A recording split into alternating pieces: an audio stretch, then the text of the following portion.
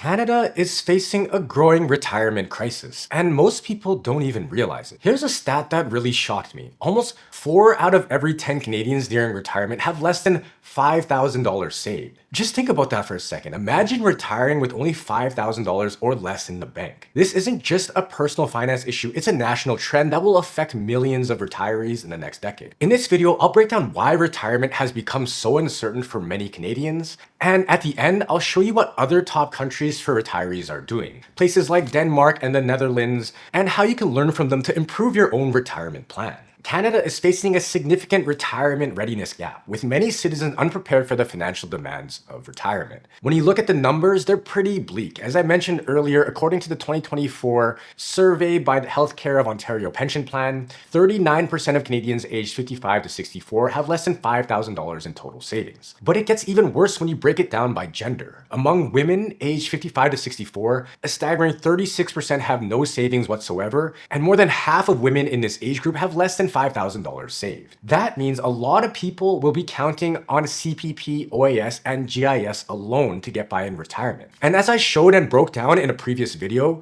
that's incredibly difficult to do. Think of your CPP and OAS like training wheels. They're not designed to carry you the entire way through your retirement, but they're just there to keep you from falling. When we look at Deloitte Canada's Running Out of Time report, it reveals that 55% of near-retiree households must make lifestyle compromises to avoid outliving their savings. And this figure could rise to 73% when accounting for unexpected expenses like healthcare and long-term care. The financial strain is further highlighted by the Bank of Montreal's 15th annual retirement survey, which found that 76% of Canadians worry they won't have enough money for retirement due to rising prices. And on average, Canadians believe that they need $1.54 million to retire comfortably. While that number overshoots what many people will actually need in retirement, it reflects the growing anxiety Canadians feel about maintaining their standard of living in retirement. And these stats line up exactly with what we see with our clients here at Blueprint. They are, for the most part, very worried about running out of money in retirement, whether they have a few $100,000s of savings or a few million. And that's where you can see huge benefits with financial planning,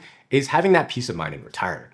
Now let's talk about the silent crisis that nobody's talking about, Canada's middle class squeeze. Canada's retirement crisis isn't just hitting low-income households, it's hitting the middle class as well. These are people who probably followed all the rules. They worked hard, they saved diligently, but retirement is no longer guaranteed. Today, many retirees are house rich but cash poor. They face high living costs, uncertain investment returns, limited access to GIS, and potential OAS clawbacks. If long-term care is needed, they often have to drain their assets to qualify for support. As a lot of the viewers in this channel have stated in previous comments, you can own a home worth almost $1 million in Canada and still feel broke. For single retirees, it's even tougher. There's no shared expenses, no second CPP, no tax-efficient income splitting, and no partner to lean on for care or emotional support. The middle class are too wealthy for government support from things like GIS, yet too stretched to feel secure. It's not poverty driving the stress, it's uncertainty, and it seems to be reshaping retirement as we know it. Now let's talk about the unretirement trend. The concept of unretiring is increasing in Canada, driven largely by economic necessity rather than personal choice.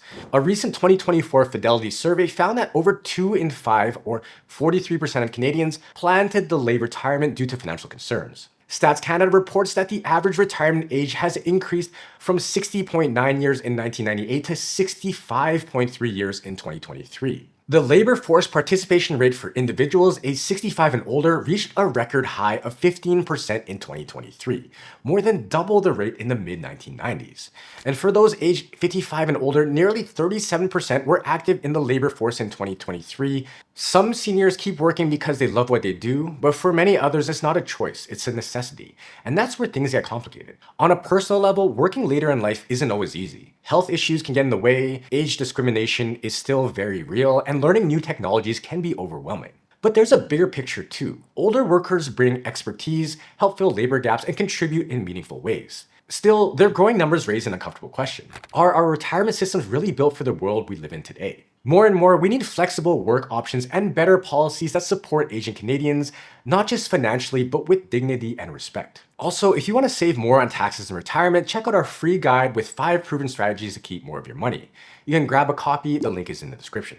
So why is this all happening? Why are more Canadians working longer or heading back to work after retiring? Well, retirement is not what it used to be, and for many Canadians, it starts with a major life shift that few saw coming. Late life divorce is becoming more common. Gray divorce is on the rise, with more people over 50 choosing to separate. The financial impact can be massive. Assets get split, legal fees can add up, and suddenly you're supporting two households instead of one. And even if you had a solid retirement plan as a couple, it might not work on your own. Some people delay their retirement, they'll downsize their lifestyle, or they'll rejoin the workforce just to make it work. But for some good news, retirement isn't just about quitting anymore. More Canadians are easing into retirement.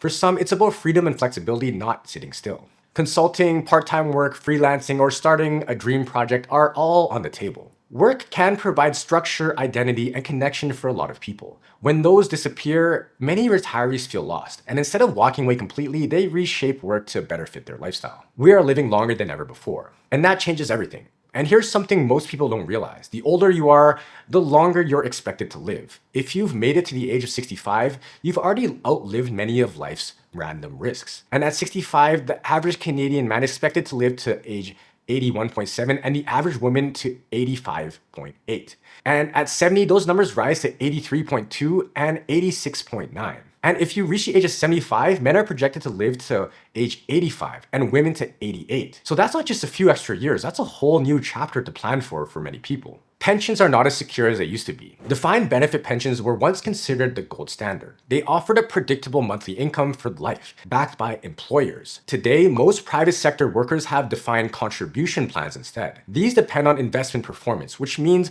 more uncertainty and more responsibility. Only about 37.5% of Canadian workers even have a workplace pension at all. Most are left to figure things out using RSPs, TFSAs, and personal savings. Without strong savings and pensions, it's like trying to build a house on sand. It's much more likely to collapse. The cost of living is putting pressure on retirees. Rising expenses are making retirement much more expensive. Shelter costs were up over 6% as of early 2024, and food prices have climbed more than 20% since 2020. Out-of-pocket healthcare costs are another challenge, especially for dental, vision, and prescriptions. And if you're living on CPP, OAS, and just a little bit of savings, it can be super hard to keep up. What can Canada learn from countries that do retirement better? Canada's retirement system isn't broken, but it's falling behind. We used to rank 12th globally in the Mercer CFA Global Pension Index, and now we're down to 17th out of 48. That drop matters. It shows that other countries are modernizing their systems while Canadians are being asked to figure things out on their own. So what are these top countries doing differently? Well, let's first take a look at the Netherlands, which has a lot of built-in security. Workers in the Netherlands don't have to really think about it. They get a public pension like our OAS and are automatically enrolled in a workplace pension. The result is two dependable income streams by default. In Canada, it's a bit hit or miss. Unless you work in government or a unionized role, you probably won't get a defined benefit pension. That leaves many Canadians relying on CPP, OAS, and their own savings, or nothing. Then you have Iceland, which keeps it simple and strong. Iceland offers a basic public pension plus mandatory contributions to workplace plan. Everyone contributes and the funds are strong. Canada's RSPs and TFSAs are powerful, but they're voluntary, and to make them work, you need to plan, invest wisely, and stay disciplined for decades. Then we got Denmark, which has clarity and confidence. Denmark's system is clean, a universal public pension plan plus required employer contributions to a national plan. Retirees know exactly what to expect. In Canada, we have all the tools like CPP, OAS, RSPs, and TFSAs, but it's a confusing patchwork. And unless you know how to navigate it, it's easy to feel overwhelmed or to fall behind. So what can you learn from these countries and how to use it? Here are the lessons. Countries like Denmark and the Netherlands don't just hope people retire well, they build a structure for it. And in Canada, you have to be the structure, but you can do it with the right strategy. For example, you could use your TFSA and RSP like a do-it-yourself pension. You can automate contributions so it's not guesswork, and you can invest for long-term growth, not short-term safety. You can learn how to withdraw tax efficiently in retirement,